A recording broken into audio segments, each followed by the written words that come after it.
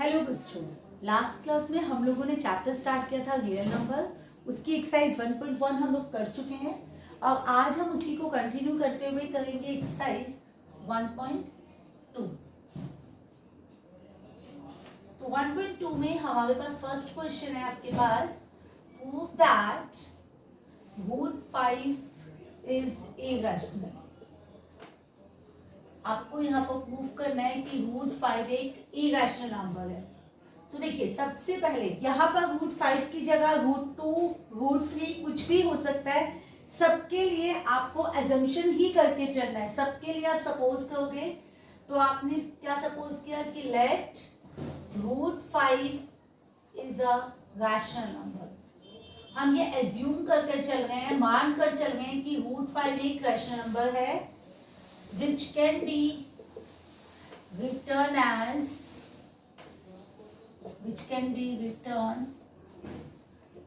in the form of, किस form में लिख सकते हैं रैशनल नंबर को? a अपॉन b, यानी कि फ्रैक्शन की फॉर्म में हम इसे लिख सकते हैं where a and b are co-prime। co-prime का क्या मतलब होता है कि a और b में कुछ भी कॉमन फैक्टर नहीं है। There is no common factor between A and B। Common factor between A and B, ये हम लोगों ने एज्यूम कर लिया कि A और B में कोई भी कॉमन फैक्टर नहीं है। तो हमने क्या लिखा? Root 5 is equal to A upon B। अब आप रूट हटाने के लिए सबसे पहले क्या करोगे? Squaring both side. आपने किया स्क्वायरिंग बोथ साइड। जैसे आपने दोनों साइड पर स्क्वायर किया तो ये देखिए आपके पास क्या हो गया? रूट और स्क्वायर कैंसिल हो गया और एक 5 बाहर आएगा और यहाँ हो जाएगा a का स्क्वायर अपॉन में b का स्क्वायर। अब b स्क्वायर डिवाइड है, साइड चेंज करेगा तो मल्टीप्लाई और ये बन जाएगा 5 square is equal to a square. और ये हो गई आपकी इक्वेशन नंबर 1। अब यहाँ पर देखिए a स्क्वायर की वैल्यू है 5b स्क्वायर। क्योंकि यहाँ पर 5 है तो हम यहाँ पर a को जो सपोज करेंगे वो 5 के मल्टीपल में ही सपोज करेंगे। जैसे कि अब यहाँ पर जब हम a को सपोज करेंगे तो यहाँ पर 5 था तो यहाँ पर भी हम 5 लेंगे। एक तीसरा वेरिएबल यूज करते हैं, a और b के साथ हमने यूज किया c। अगर यहाँ पर 3 होता तो हम इसे लेते 3c, यहाँ 2 होता तो हम लेते 2c। तो a की वैल्यू हो गई 5c। तो इक्वेशन क्या बन जाएगी? 5b square is equal to 5c का स्क्वायर। ये हो गया 5b square is equal to 5 का स्क्वायर करेंगे 25, c स्क्वायर 5 मल्टीप्लाई है वहां जाकर डिवाइड और ये हो जाएगा 25/5 c स्क्वायर। तो ये हो गया 5c स्क्वायर। तो b स्क्वायर की वैल्यू आई है 5c square. This is equation number 2। अब जरा देखिए, a स्क्वायर में भी 5 कॉमन था, b स्क्वायर में भी 5 कॉमन था। हमने क्या लिखा था? हमने कहा था कि a और b में कोई भी कॉमन फैक्टर नहीं होगा, लेकिन इन दोनों में तो 5 कॉमन फैक्टर है। इसका मतलब हमने जो एज्यूम किया था कि ये एक रैशनल नंबर है रूट 5, वो गलत है। इज कॉमन बिटवीन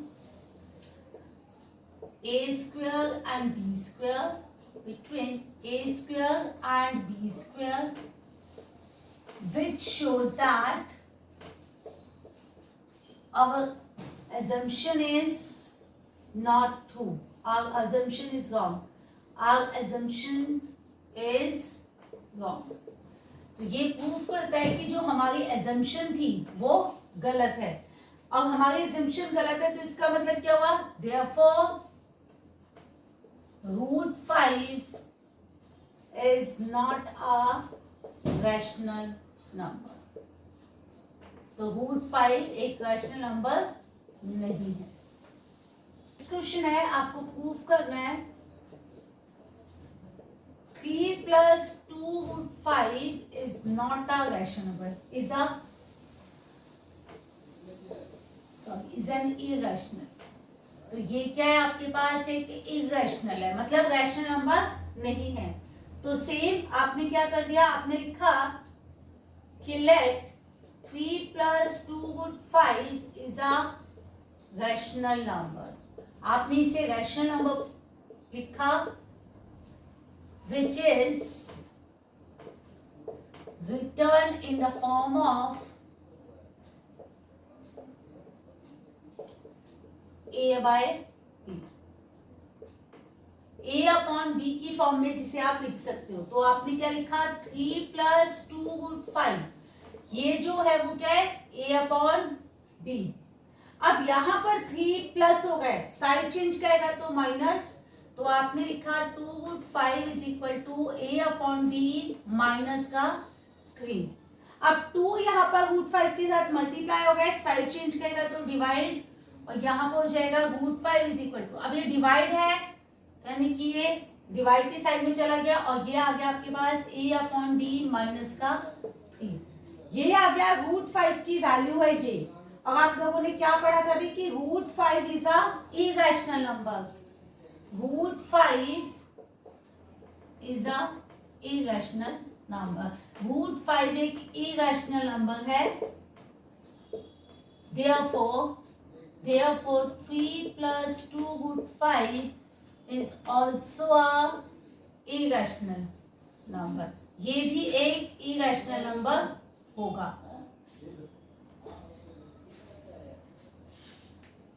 ये क्वेश्चन में यहाँ पर रूट 5 है। अगर आप चाहो तो रूट 5 को दोबारा, जैसे कि फर्स्ट क्वेश्चन में हमने प्रूव किया था, रूट 5 को भी इरेशनल प्रूव करके आप दिखा सकते हो, अगर वो क्वेश्चन 3 मार्क्स में आए तो। अगर ये क्वेश्चन 2 मार्क्स में आएगा तो आपको सिर्फ इतना ही पार्ट करना है, लेकिन अगर ये क्वेश्चन 3 मार्क्स का है तो आपको रूट 5 को भी इरेशनल प्रूफ करके दिखाना है, जैसे कि फर्स्ट क्वेश्चन में हमने किया था।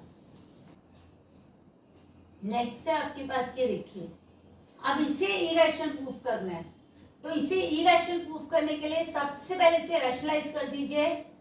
जैसे आप इसे रैशनलाइज करोगे तो आपके पास देखिए 2 2 मिल गए, एक 2 बाहर, और ऊपर आ जाएगा रूट 2।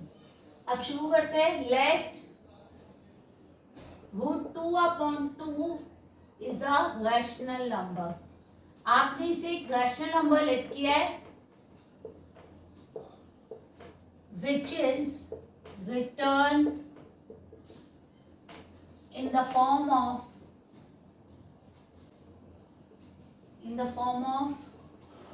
a upon b।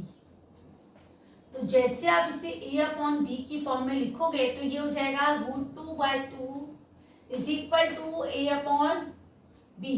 अब 2 यहाँ पर डिवाइड है तो वहां जाकर हो जाएगा मल्टीप्लाई, और आप लिख दोगे root 2 is equal to a upon b, और इसको मल्टीप्लाई करोगे आप 2 से।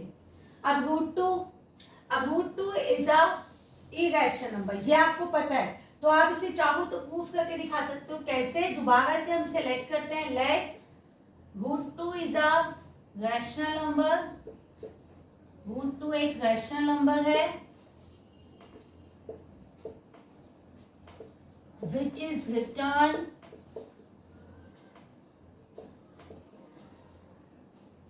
in the form of p/q।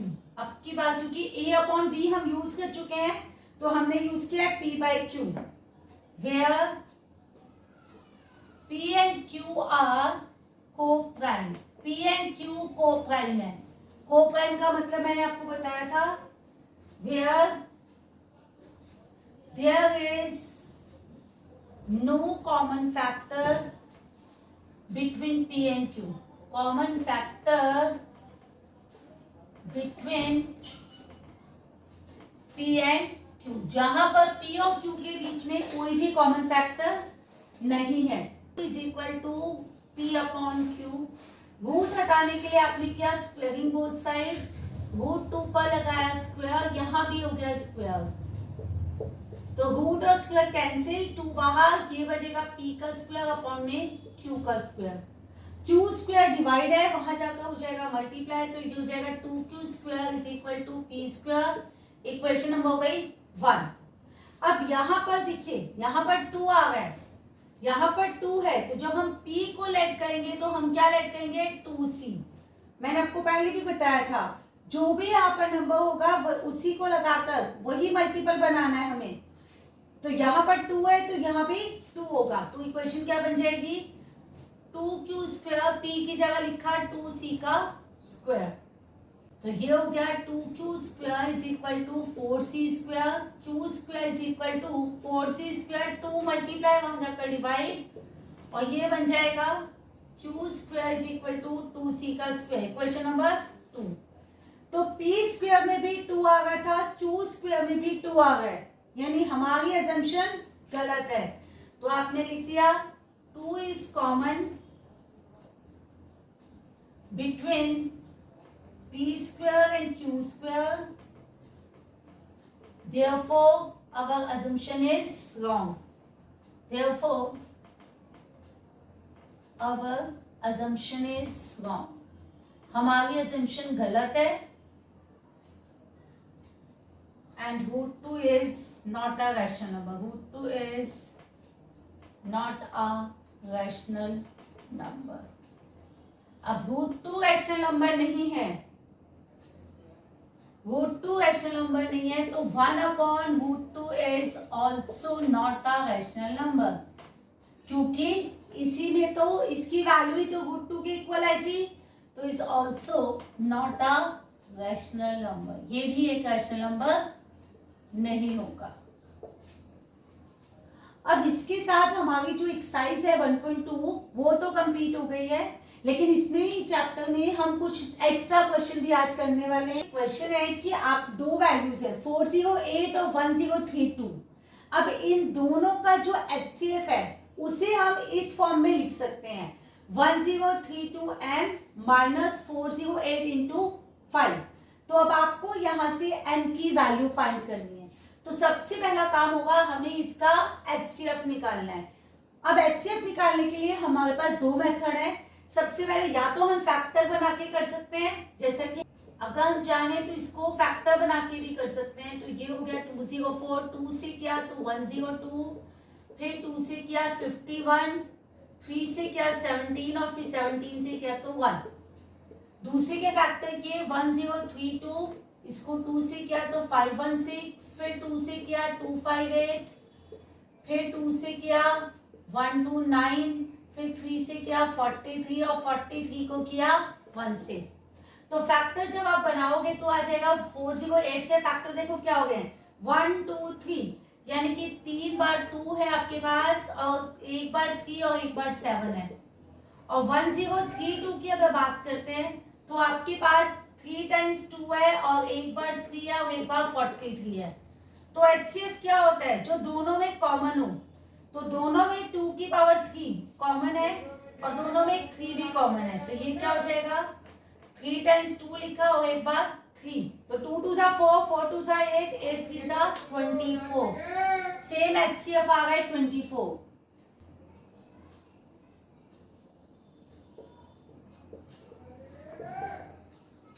ये जो वैल्यू है वो HCF के इक्वल है, ये जो वैल्यू है वो HCF के इक्वल है। तो जरा देखिए ये क्या बन जाएगा 1032m माइनस इसको मल्टीप्लाई कर लीजिए आप तो 2040, HCF आया था 24, ये माइनस है साइड चेंज करेगा तो प्लस, तो 1032m is equal to 24 plus 2040, तो ये हो जाएगा 2064। अब ये जो है 1032 ये मल्टीप्लाई साइड चेंज करेगा तो डिवाइड, तो जैसे आप इसे कट करोगे तो आपके पास m की वैल्यू आ जाएगी 2, m की वैल्यू आ जाएगी आपके पास 2। हिंदी इंग्लिश और मैथ्स की बुक्स आपको दी है। अब उसने कहा है कि सारी बुक्स को वो शेल्फ में लगा गया है और हर शेल्फ की जो हाइट है वो सेम है। ये सारी बुक्स को जैसे कि देखिए ये बुक शेल्फ में लगा गए और सारी शेल्फ की जो हाइट है ऐसे वो सेम है। अब ये जितने भी बुक्स हैं उनकी थिकनेस भी सेम है, ये सारी बुकों की जो थिकनेस है हर सब्जेक्ट की वो सेम है। तो ये बताइए कि एक शेल्फ, एक इंग्लिश की बुक्स के लिए कितने शेल्फ यूज होंगे, हिंदी के लिए कितने शेल्फ और मैथ्स के लिए कितने शेल्फ की जरूरत पड़ेगी आपको। तो सबसे पहले आपको ये देखना है कि एक शेल्फ में कितनी बुक्स आएंगी। सबसे पहला क्वेश्चन होगा कि एक शेल्फ में कितनी बुक्स आएंगी। अब उसके लिए आपको निकालना है HCF के लिए हम बनाएंगे फैक्टर प्राइम फैक्टराइजेशन से। 2 से किया 48, फिर 2 से किया 24, 2 से किया 12, 2 से किया 6, 2 से किया 3 और 3 से किया 1, देन 240, 2 से किया 120, 2 से किया 60, देन 2 से किया 30, फिर 2 से किया 15, 3 से किया 5 और 5 से किया 1।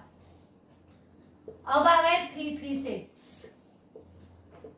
2 से किया 168, 2 से किया 84, 2 से किया 42, 2 से किया 21, फिर 3 से किया 7 और 7 से किया 1। तो फैक्टर लिख देते हैं। 96 के देखिए फैक्टर क्या हो गए, 1 2 3 4 5, यानी कि 2 आ गए 5 टाइम्स और एक आ गए 3।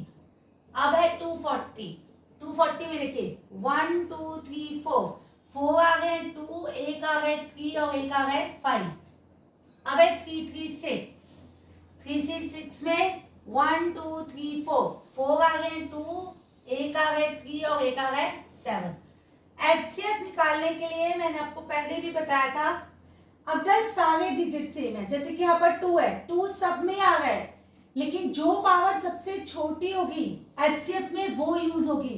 तो यहाँ पर 2 की पावर 5, यहाँ 2 की पावर 4 और यहाँ भी है 2 की पावर 4।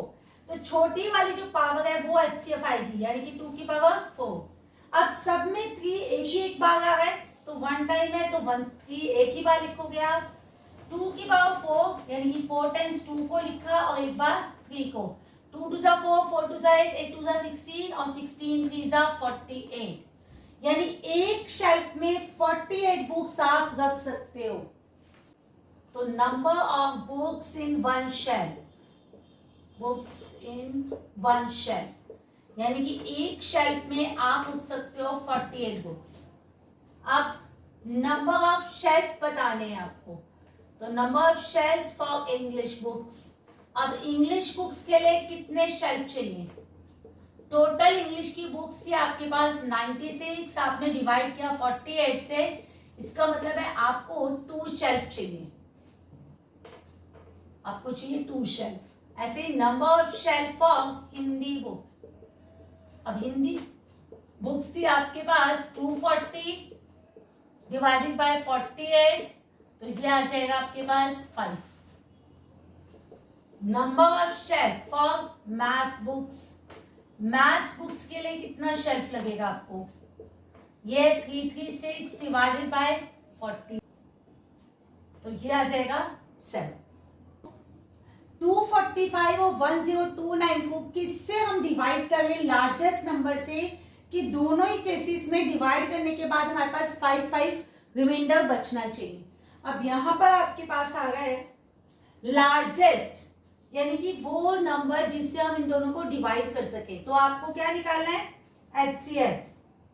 आपको 245 और 1029 को किससे डिवाइड करें कि हर केस में आपके पास 5 रिमाइंडर बचे। तो सबसे पहले नंबर लिखा, जितना भी रिमाइंडर आपको गिवन है उसे माइनस कर दीजिए, क्योंकि रिमाइंडर छोड़ना है आपको। तो ये हो जाएगा 240। और दूसरा नंबर है 1029, इसमें भी रिमाइंडर 5 होना चाहिए, तो ये भी हो जाएगा 1024। अब आपको निकालना है HCF। तो HCF निकालते हैं प्राइम फैक्टराइजेशन से। 2 से किया तो 120, फिर 2 से किया 60, 2 से किया 30, फिर 2 से किया 15, 3 से किया 5 और 5 से किया 1, देन है 1024।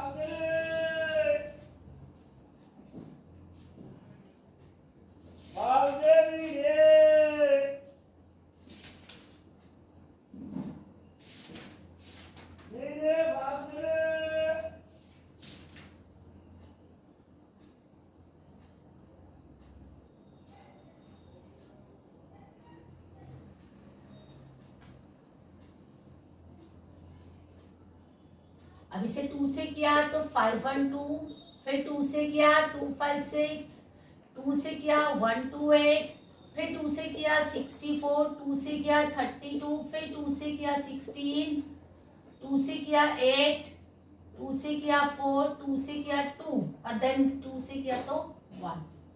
अब जरा देखिए 240 के फैक्टर क्या होंगे 1 2 3 4 4 टाइम्स 2 एक बार 3 है और एक बार 5 है।